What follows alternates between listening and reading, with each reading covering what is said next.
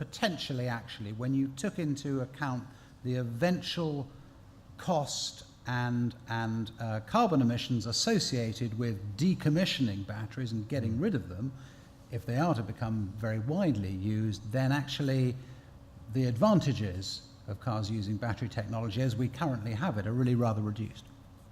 I think that's true. I mean, I think that even the consumer knows that a zero emission vehicle, an electric vehicle, isn't necessarily a zero life cycle emission vehicle.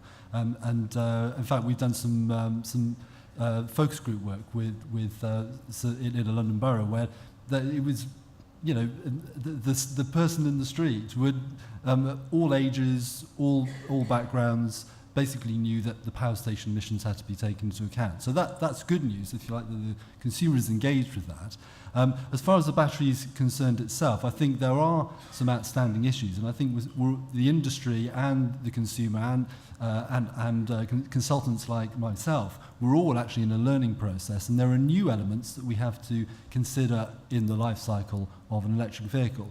I think the big question mark is if the lithium-ion battery is the battery of choice, is that we are certainly going to export some environmental impact elsewhere.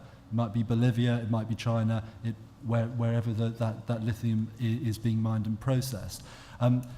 There are some analyses which show those impacts are negative.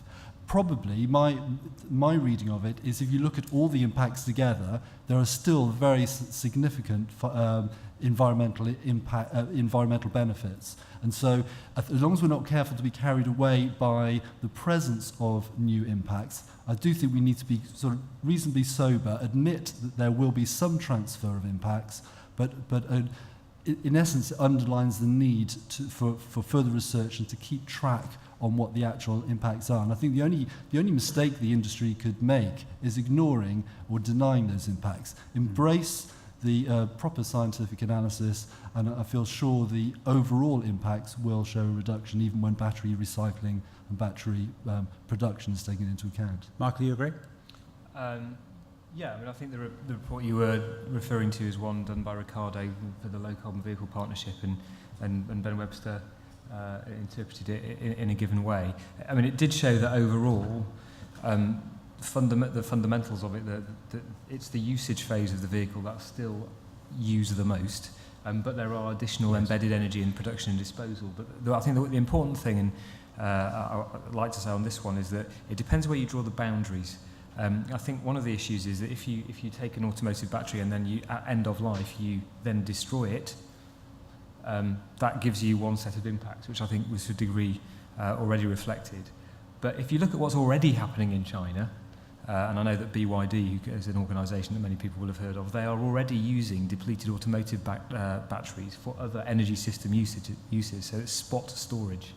So it depends where you draw the line, and I think it's it's an accurate point and a very important point. You must not overlook the life cycle.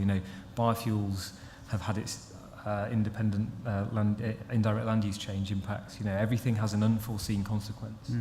But I think if you draw in terms of wider energy, I think there are benefits beyond automotive as well. It is an important one, isn't it, that people understand the totality of and are open about the totality of the cost involved. Absolutely right. And as Michael said, though, automotive batteries can still have a use at the end of the vehicle's life.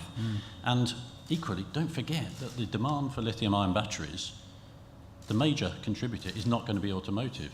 It's still mobile phones, personal computers. I mean, even any projection you see into the future of the demand for lithium-ion batteries in tons is much higher for mobile phones and personal computers than it is for automobile use. So the issue of disposal of lithium-ion batteries is going to be there for the world to address, whether we use them in vehicles or not.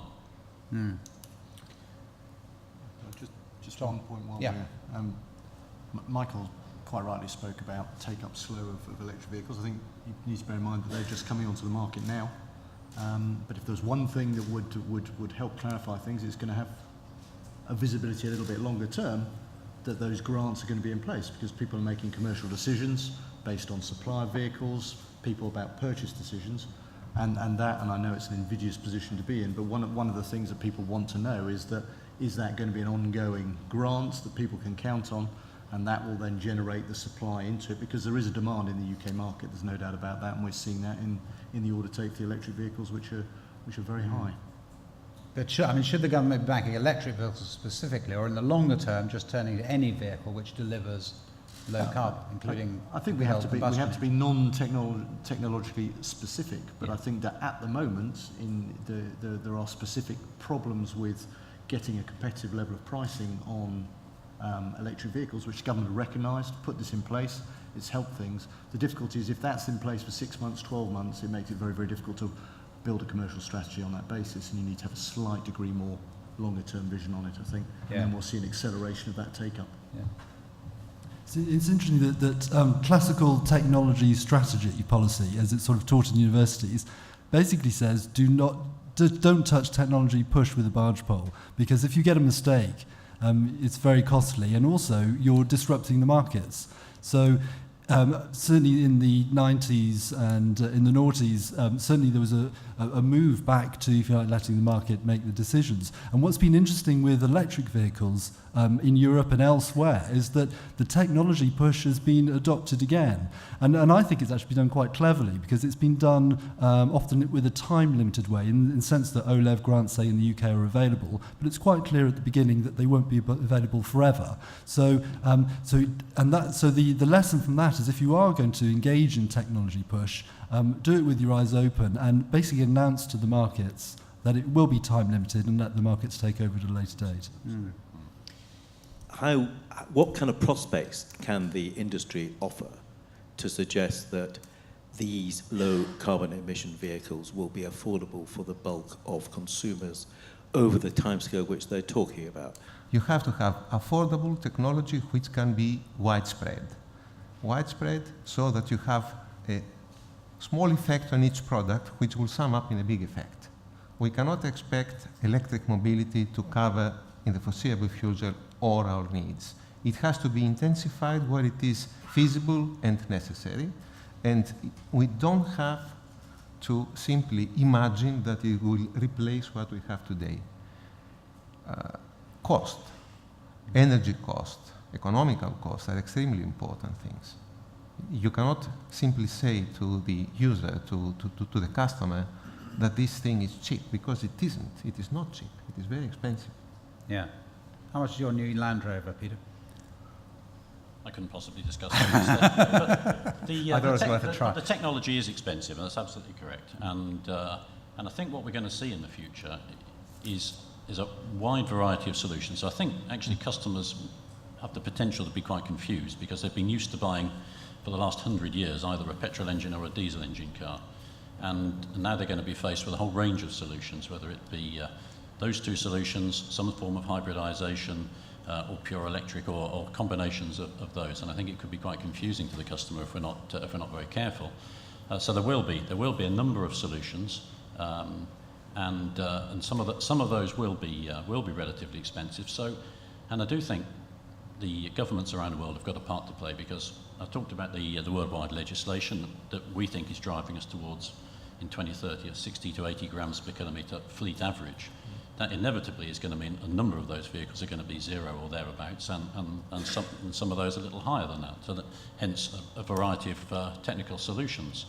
But if governments are driving us towards that through legislation, then customers have got to be incentivised as well, by whatever means. I mean, Richard Parry-Jones talked about incentives such as use of parking places, bus lanes, etc., rather than financial incentives. But the customer certainly needs to be incentivised if governments around the world are quite rightly driving us towards this sort of technology. In terms of the electrical energy, I mean, I think it's really encouraging that we're going to be seeing the reduction of the increase of renewables and everything else in terms of our electricity generation. But for this to be successful, the infrastructure to get that electrical energy to the customer is absolutely vital. I mean, I've talked to some electrical supply industry representatives who've got this naive belief that every customer is going to plug the car in and charge it up between 1 and 5 in the morning, because that's when the demand's low currently, and they'd like that to balance it out. Our experience is that people are going to be charging their cars, they're going to be charge grazing. Whenever they get a chance to plug the car in to recharge it, they're going to take it, whether they're at work whether they're at shopping, at the cinema, and a restaurant. And in fact, thinking they're going to do it at home, many customers can't charge at home. They park on the street, they live in apartments, whatever. They haven't got the ability to plug in at home. Not everybody lives in fortunate circumstances of living in a nice detached house with a drive and a garage, and they just don't have the ability to plug in at home. So they're going to have to plug in at work, shopping, cinema, restaurant. So charge grazing is going to be the watchword for users of plug-in vehicles, and they're going to be charging all hours of the day. So I think the electrical supply industry's got to get used to that.